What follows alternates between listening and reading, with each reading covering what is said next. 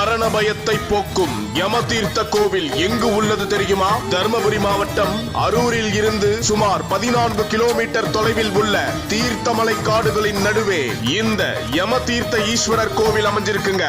எப்பொழுதும் வற்றாத இந்த யமதீர்த்தத்தை பருகினால் நமக்கு மரண பயம் மற்றும் தீராத நோய்களும் நீங்குமாம். தீர்த்த குளத்தின் அருகாமையில் 7 சப்த கன்னிகள் சிலைகள் இருப்பதாகவும் இச்சிலையின் அருகில் கன்னி பெண்கள் யாரும் செல்லக்கூடாது என்பது ஐதீகமாம். 3000 ஆண்டுகளுக்கு முன்பு பாண்டியர்களால் இக்கோவில் கட்டப்பட்டதாகவும் இங்கிருக்கும் சிவலிங்கமானது தாய்க்கல்லால் உருவாகிய அபூர்வமான லிங்கம் சொல்லப்படுதுங்க.